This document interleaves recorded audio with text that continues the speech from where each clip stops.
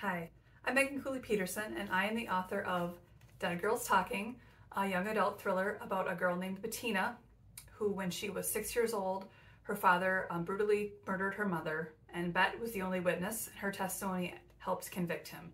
So he's serving a life sentence in prison, but has always maintained his innocence. And now it's 10 years later, and there's a string of copycat murders in her small mountain town in North Carolina. And Bet is starting to fear that perhaps she got her testimony wrong. And so she wants to prove that he really did kill her mother and help solve the other murders. The book starts out with a little newspaper clipping from when her father was convicted, and then I'd like to share a little bit of chapter 1 with you. All right. Smiley face killer sentenced to life. North Carolina. Convicted murderer Trapper McGrath has been sentenced to life in prison without the possibility of parole. Justice has been served today, said Prosecutor Jack Ledbetter outside the courthouse. I hope Prudence's family can finally find some peace. McGrath, 28, was convicted for the June 2009 murder of his wife, Prudence McGrath, 23. The couple's 6-year-old child was at home at the time of the killing and made the grisly discovery. Dubbed the Smiley Face Killer, McGrath fatally stabbed his wife 3 times in the chest. After killing her, he carved her mouth into a permanent smile, earning him his moniker. Several key pieces of evidence convinced the jury, including a threatening note the defendants wrote to his wife. McGrath's fingerprints were found on the murder weapon, which had been dumped in some bushes near the family's home, and his clothing contained traces of the victim's blood. This sentence can't bring our daughter back, said Wells Walker Holland, the victim's father, but I can rest easier knowing this animal will spend the rest of his life behind bars. Chapter 1. It's been nearly 6 months since I visited my father in prison. 6 months since I heard the clanking metal. 6 months since I smelled the stale desperation mixed with cheap deodorant. Every 6 months, no more, no less. 2 court-ordered visits a year. I was with my mother the day he killed her, and my testimony helped convict him. I had a memory of him from that day, of the shape of him moving down the hallway to their bedroom.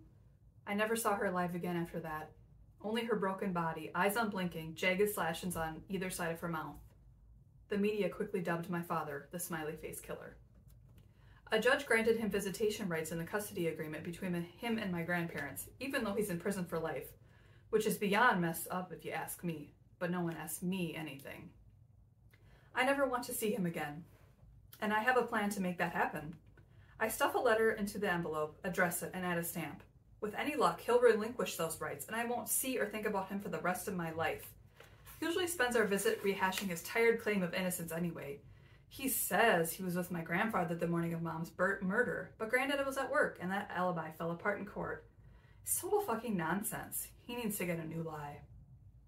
I've got 1 year of high school left. I don't want to waste it on him. I can't. You wrote it? Graham steps onto the veranda. Behind her, the windows are as tall as the porch roof. Graham said when she was young, they'd open them all for the breeze. I can't imagine this place without central air. It's so big, a true mansion. Huge Greek columns run up to the 2nd story, where my grandparents' balcony faces the front yard. I hold up the letter. I just want it to be over, Grams. I need it to be over. The peach sky illuminates the golden tendrils that have broken free from her chignon and frame her face. Thunder booms in the distance. But on the veranda of Magnolia House, our family's ancestral home, it's a calm spring evening. This is the same porch my mother used to ride her pink tricycle on. I saw it in a photograph once. She sighs and looks out across the lawn. Are you sure? He is your father, after all. Like I could ever forget. I hand the letter to Grams, and she turns it over in her jeweled hands. You're right. Enough is enough. You have a life to live, a future to plan, and that man doesn't deserve to be any part of it. Not after what he did. Her voice catches, same as it always does when she talks about what happened. She had 23 years with my mother before my father decided to play God. 23 years, but all she can think about is that single day. It's all I can seem to think about too, and I'm so tired of it. I stand and hug her, the only real mother I've ever known. She holds me tighter. I love you to the moon, she whispers, and back again. I squeeze my eyes shut, squeeze out the fear and the doubt. I am safe here in this house, in this life they have given me, as long as we all stick to our parts. Graham steps back. Should I mail this for you? I could post it in the morning after my yoga class. She's always been delicate with me, watchful, overprotective even. We have to be careful in raising Bettina, I heard her tell my grandfather once before the maid caught me eavesdropping.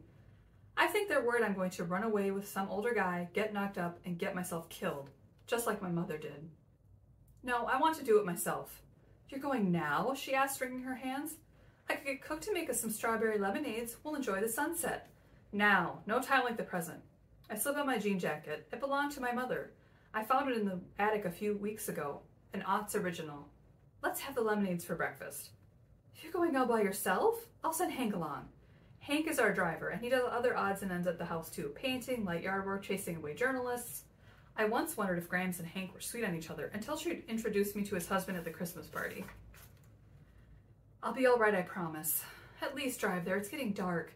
My grandmother hates the darkness. She usually won't go out after sunset. I'd like to walk. Don't worry, I'll come straight home. Please be careful, Bettina. I kiss her cheek and set off down Magnolia Street. My great-great-grandparents were so rich they named the street after their house. Eventually, I reach shops and cafes and the video store I keep waiting to go out of business but never does. And there it is, the freestanding mailbox outside the movie theater. The original Star Wars is playing, same as it does every spring. And I think maybe I should buy a ticket and forget everything for a while. Trapper McGrath, Birdie Correctional Institution, Windsor, North Carolina. I close my eyes, take deep breaths, and wait for the sidewalk to stop swimming circles around my feet. 20 visits in 10 years, 2 hours per visit. I've looked my father in the eyes for a total of 40 hours since the trial ended. So why does mailing him a letter make me so nervous? This is dumb, I mutter and drop the letter inside. Let the mailbox door snap close. Try to ignore how much it sounds like the clanking of those bars. He can rot in that place. He is not taking me with him. I will sweep him away into the current of my past. Put an end to it. A fresh start for me, and in a way, for the mother I rarely never knew. Because I can't keep being the girl whose father killed her mother. It makes me want to claw out of my skin. Thank you. I hope you enjoyed it.